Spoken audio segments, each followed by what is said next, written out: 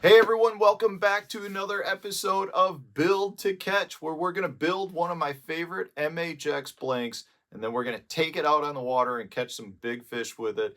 And today we're going to build the NMB-843. It's my favorite target topwater rod. And what I mean by that is it's when I take a target topwater, what I would consider a popper, a prop bait, any sort of topwater bait where I'm going to use it to fish a specific spot. So a dock, a stump, a little rock point, something where I'm really only going to work the bait about a quarter of the way back to the boat. That's what I consider a target topwater.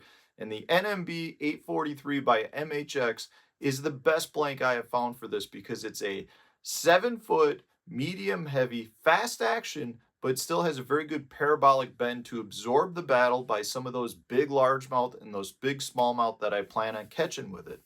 So we're going to build this rod, but I'm not going to show you the build. I want to talk about the components because a lot of you guys are always asking me about the components. So when you get a blank like this NMB-843, it's a bare blank. There is nothing on it. And you need to turn it into a finished product like this NMB-843. Well, guys, it's not as complicated as you would think. There's not that many component parts. So I'm going to go over a few of the components for you. Just remember, I'll provide the list here as well as in the video description. So you can go to mudhole.com, type in the model numbers, and you can build the exact rod with the exact components that I'm using, as well as the dimensions that I provide for the guides. So guys, this is a really simple process. It's not as hard as you would think. From a component standpoint, this is all you need to make this rod.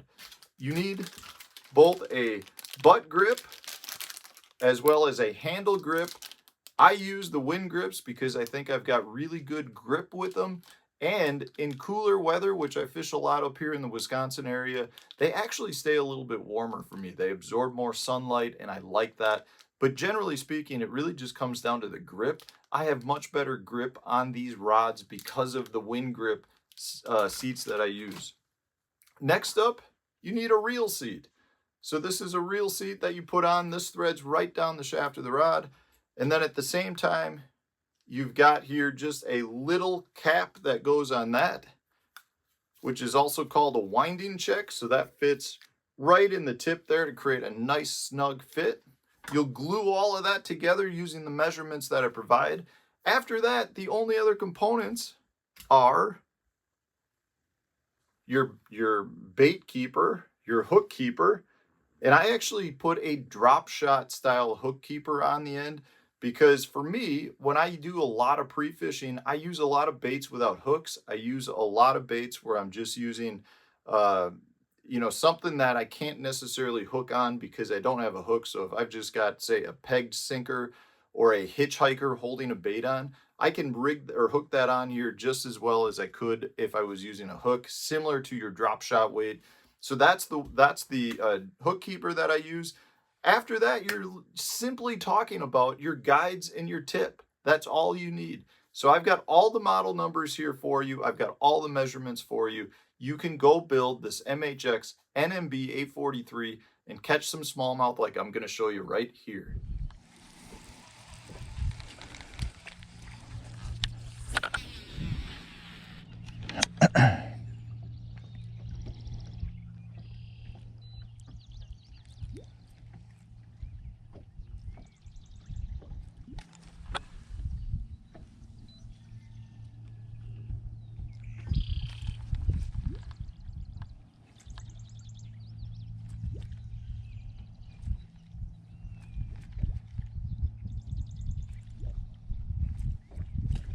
Oh, golly. Oh, oh no, he didn't.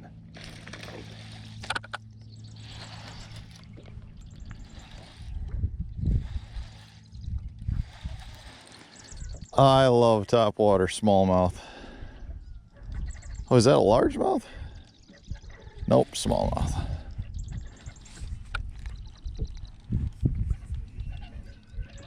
He's not even that big.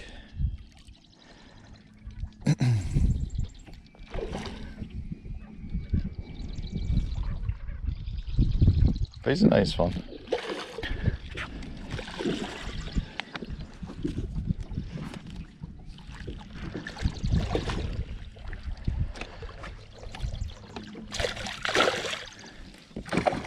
You gotta watch out when you land these guys with them treble hooks flying all over. This is like a 2-pounder, not even. Yeah, he's probably 2 1/4.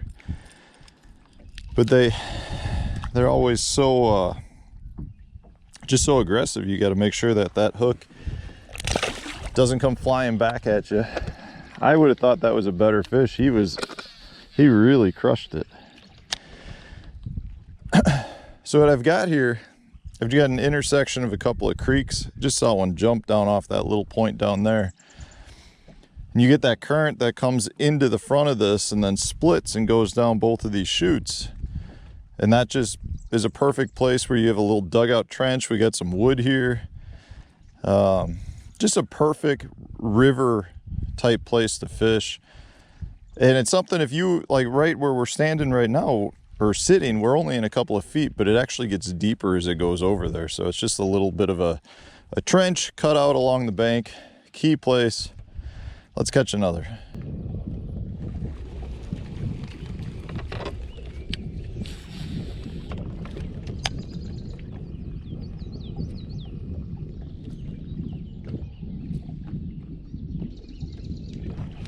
Got you. You came up and showed yourself. Oh, what do we got? Nice old bass. Look at that one. That other one hit it twice as hard as this big guy. Look at that one, guys. Let's get this one in the boat.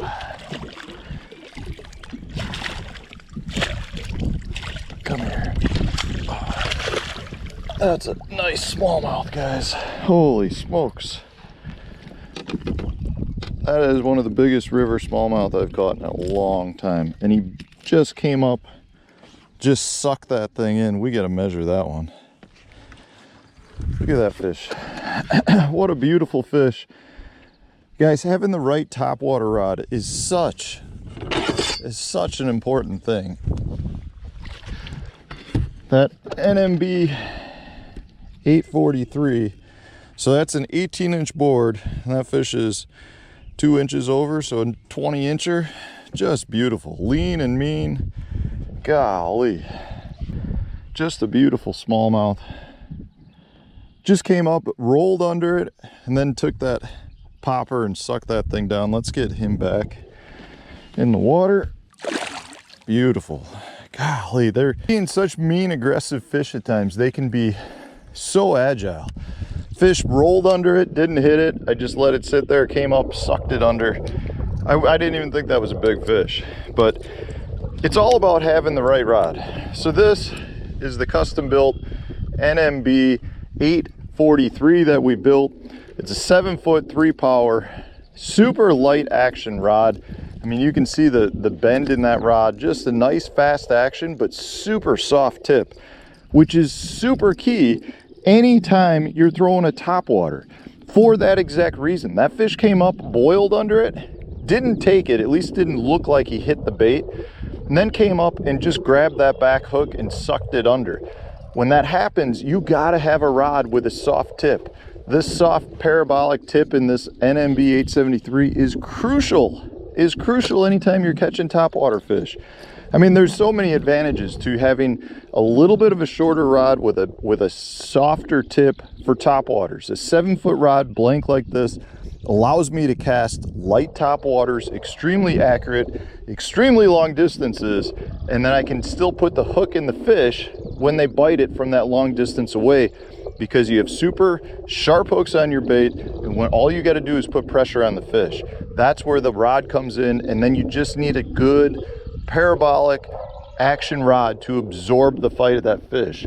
You know, you're really just keeping pressure. You don't horse a fish on with any topwater because you never know how good they have it, just like that fish. I got to get back out there. That was awesome.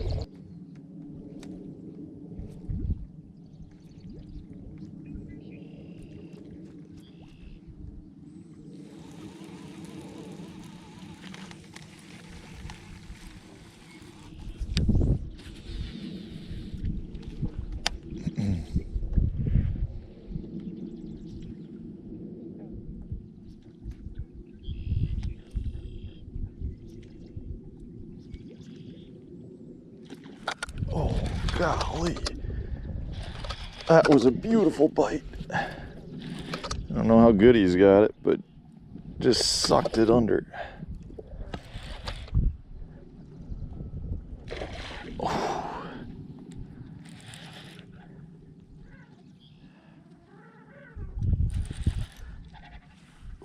God, these river smallies are just crazy. I mean, that's another nice one.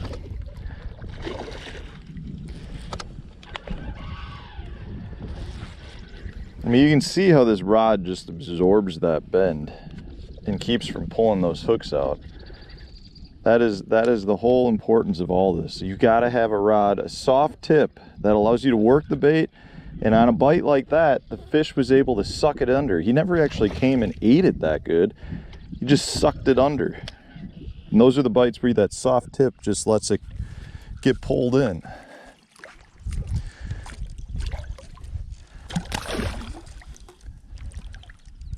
Come here, fish.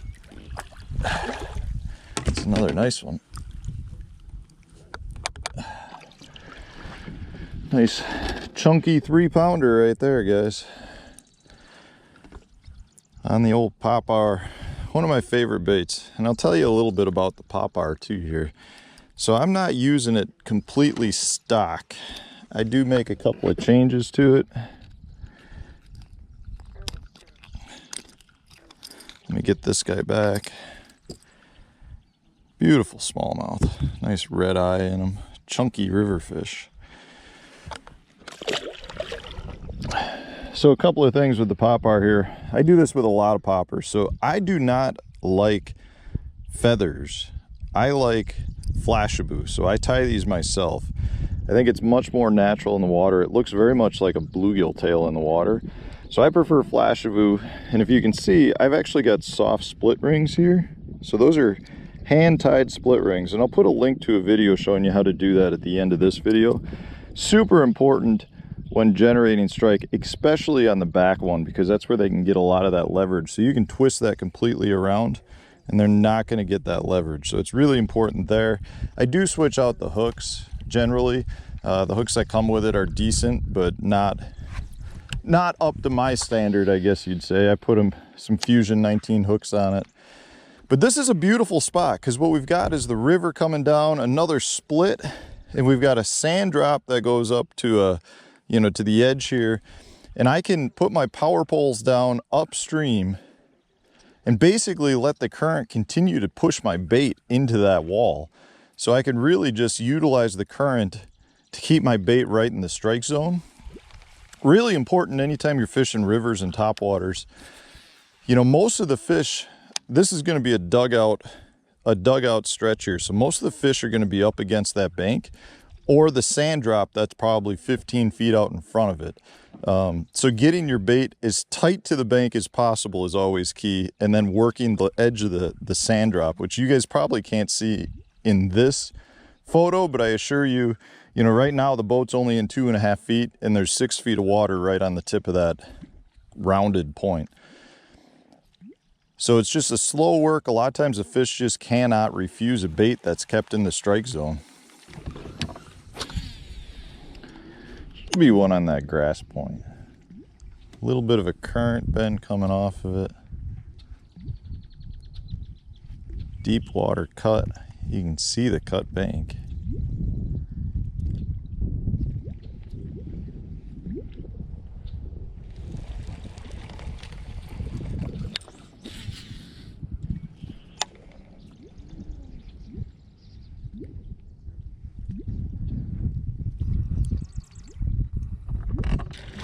Oh God, that, I don't think that's a bass. I think that was a pike. He's got me down in something. What is that? Yeah, it's a pike. Golly, that scared me. That was an awesome hit. He's not even that big, but that was, I wasn't expecting that.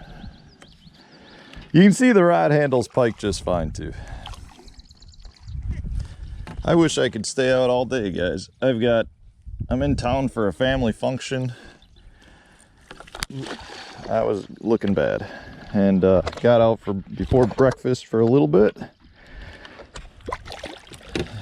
And I gotta get going back, but man, this is fun. I feel like I could do this all day. Come here. Okay, now we got a good hold on.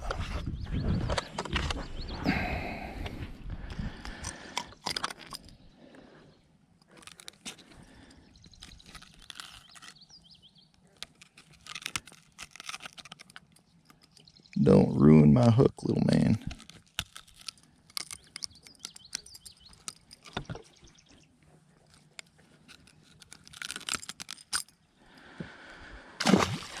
Now I smell.